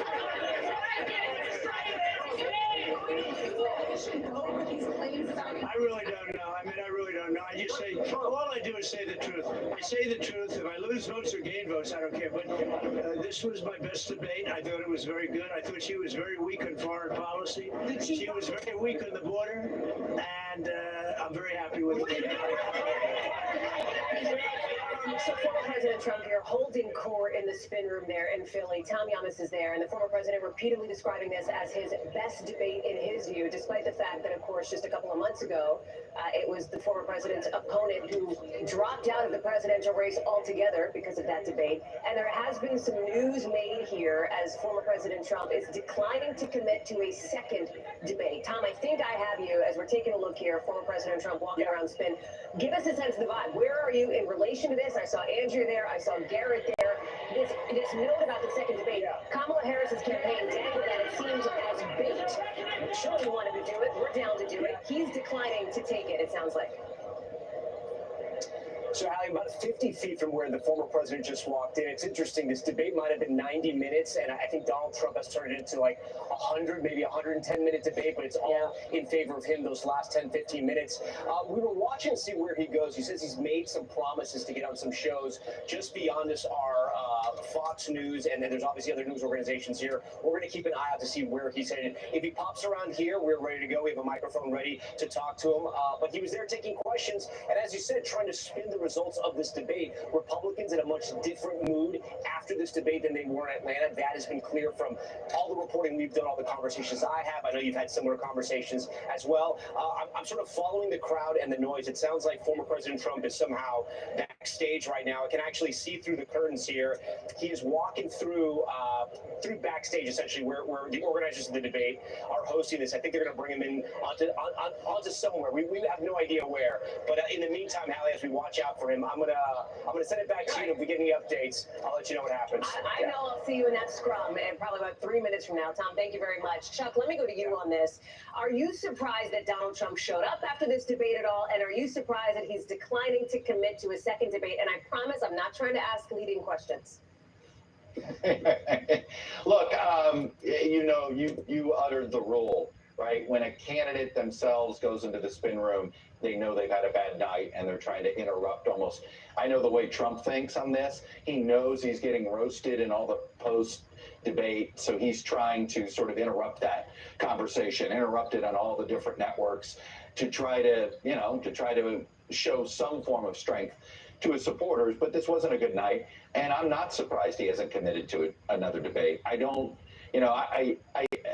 think these debates aren't good for him.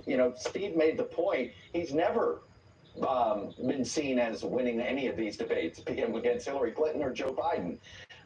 He's not a likable person during these debates, and that comes through in public opinion. But guess what? He seems to survive these moments because he does have a strong base of support. I don't think he persuaded anybody new to his side. The question is did Kamala Harris persuade anybody to her side? I think she did a great job tonight making this debate about Donald Trump. But I also understand why Kamala Harris wants another debate. I don't think she did enough to explain to voters what she would do as president. I think their strategy was pretty clear. Do whatever you can to goad Trump and showcase his chaos and his crazy. And that's what she did. Yeah. And in that sense, she did a great job of that. It was all counterpunching, right, to borrow the Gavin Newsom boxer metaphors that he was doing. And it was constant. I mean, to the point he even took the inheritance bait that she threw at him, right? Like, made a little shot about the fact that he inherited his wealth, and he had to talk about that, right? Whatever she said about him, Wharton Business School, Charlottesville, right. John McCain, your credit, and these things that we know get under his skin. My dog doesn't chase after that many squirrels, okay? That's how many squirrels he started chasing after. Well, it's interesting. You told me 4 hours ago, you predicted that she would use the sort of phrase, "You're fired." You got fired by the American people. She sure did, right? And another sort of idea of way that she was baited. Stand by for 1 second. I want to sneak in one more question, but then I want to get to some voters who are standing by for us. And while they're getting ready, Steve and Kristen, quickly to you here. Steve, you heard the former president talk about sort of how polling has taken a turn for the better for him recently. While he seems to be citing polls that do not meet our NBC News standards, it is accurate to say that this race looks a lot like it did in July. Extremely close. The enthusiasm generated by Kamala Harris taking the top of the ticket for Democrats didn't magically turn into a 17-point lead in the polls. Far from it. Yeah, and again, it's sort of that pattern we were talking about a few minutes ago, where when he takes a hit in these polls, we've seen this going back to 2016, things do tend to, sort of cycle back to baseline at some point, and that's roughly where it seems to be in the polling right now. I thought one of the interesting things here, just in terms of would the standing of the two candidates change, there was that New York Times Siena poll that asked, do you see the candidates as agents of change, or do you see them, really as the status quo? And there's an outright majority, 55%, who say that Kamala Harris represents more of the same. And one thing that was striking to me, I think, was clearly the Trump campaign's hope and their strategy preferred going into this debate that Trump hammer the point that she's part of an administration right now that's not very popular. And it was 103 minutes into the debate, I noted, when he said that line, why hasn't she done it? And it kind of made me wonder if he had been repeating that all night, thinking about that, to reinforce that perception that she's just the status quo. Yeah, and she also, towards the end of the debate, gave her big line, which is that I represent the next generation. That's I represent the case for turning change. the page. And to Chuck's point, you have to ask if she wants a second debate so that she can hammer that point over and over again and really lay out that case. What will that change look like? And again, I keep going back to this, Hallie. How would a Harris administration be different than a Biden administration if she does represent change? So it will be really fascinating to see whether the Trump campaign decides to actually move forward with this second debate. But again, Trump in the spin room, talking to Andrea, by the way. Andrea, And Garrett heard that first question. Garrett, always getting to the front. Good for them. It just speaks to the fact that, yes, he clearly came off that stage and his allies, his advisors knew he had been on defense all night. We can sit here and talk about it all day. Doesn't matter. What matters is what the voters say, right? And that's the most important thing, especially in the critical battleground of Pennsylvania, a great commonwealth that I know well, and a great county that I know well, which is Bucks County. That's where we find Kate Snow, a place I grew up, Kate, and I know it's one of the swingiest counties in the Philadelphia suburb. I've been fascinated to listen to your conversation with these undecided voters here, given that, as we've been talking about, a small number of them, about 30% nationally, say this debate was going to matter as far as their decision-making process. Tell me everything you're hearing from them. Oh gosh, if I could tell you everything, Hallie, it'd take me at least an hour. But I will tell you, we will try to synopsize for you. I've got 3 voters with me. If you saw me earlier tonight, you know that we're at Churchville Inn. We're in Bucks County, right outside of Philadelphia. And I have with me Lynn Kelleher, who's a registered Republican, Hannah Reid, who's a registered Independent, and Andrew Wallace, who's a registered Democrat, all of whom came into the night saying, you're undecided. You don't know what to do. Even though you're all registered different parties, you're sort of equally undecided. I guess the big question is what changed for you tonight, if anything at all. It sounds to me like, so far, talking to you at length, not very much has changed. Fair? Fair. Not very much has changed. I want to ask the 2 women about abortion rights, because there was a moment in the debate, it came up, and I looked at you, and the 2 of you were leaning forward and looking emotional, really engaged. Hannah, you seemed angry at some of what you heard Donald Trump say about abortion rights. Absolutely, because he was intentionally sensationalizing and giving false information, essentially disinformation.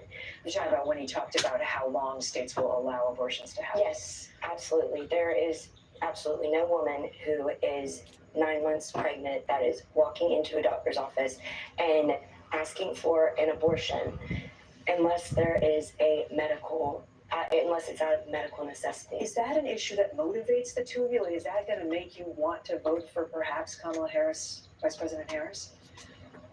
It's an important factor.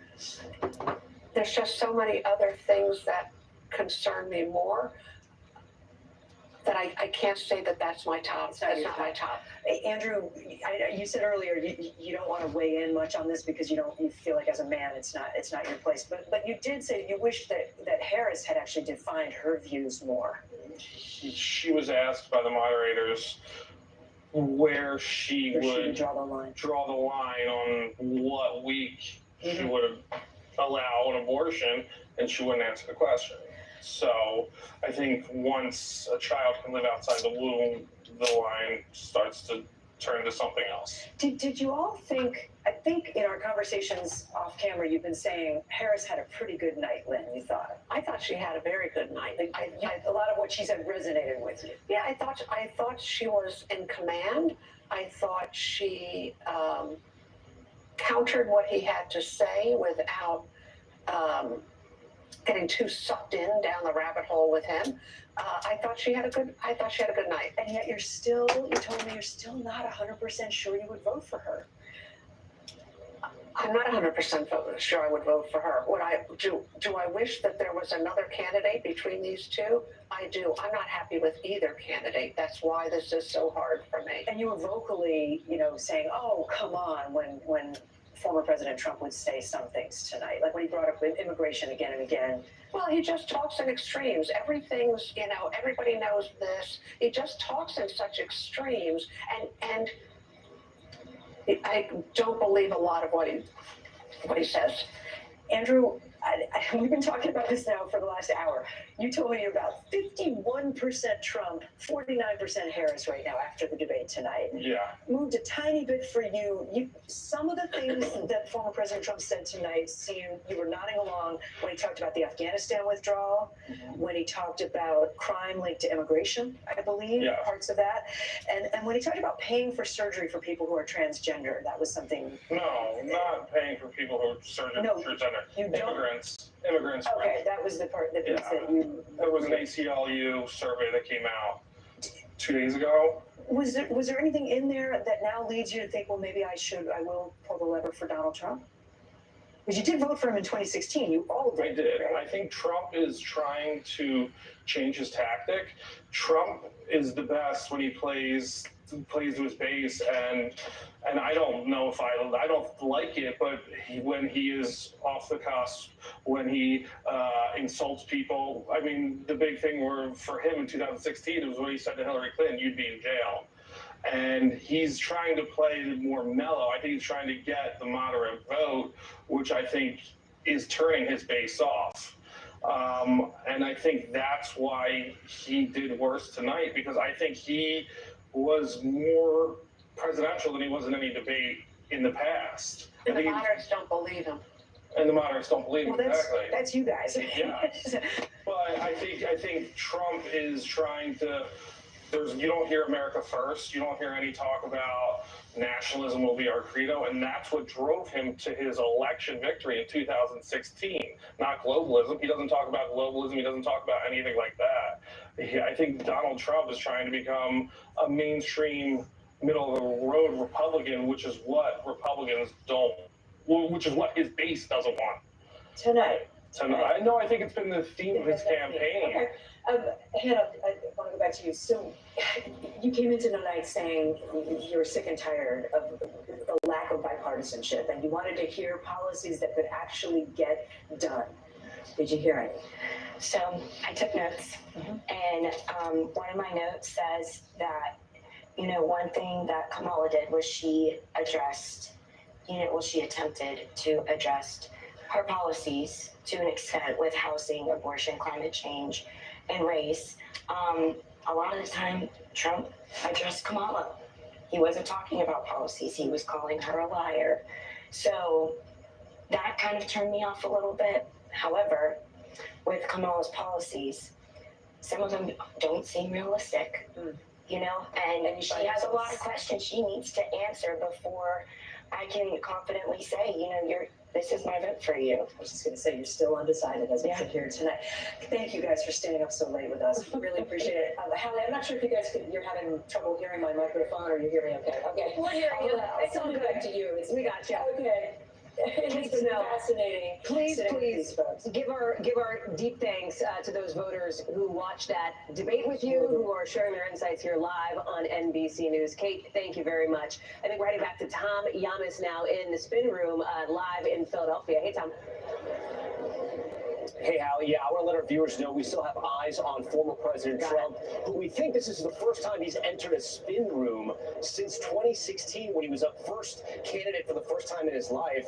He's doing an interview right now. We're going to have our cameras on him and the microphones. As soon as he wraps that, we're going to try to talk to him as well. For now, I want to bring in NBC News political analyst and former senator from Missouri, Claire McCaskill, and Jennifer Stefano. She's a Republican political strategist who knows this area very well. We thank you both for joining us here. Senator, I'm going to start with you. You hear those undecided voters, and they're still undecided after this debate. You've won a lot of elections. You know what it's like to campaign and try to win over those undecided voters. What do you think it's going to take in these last few weeks? Well, first of all, those were 3 people. And it's very hard to make any conclusions with talking to 3 people. We'll find out over the next few days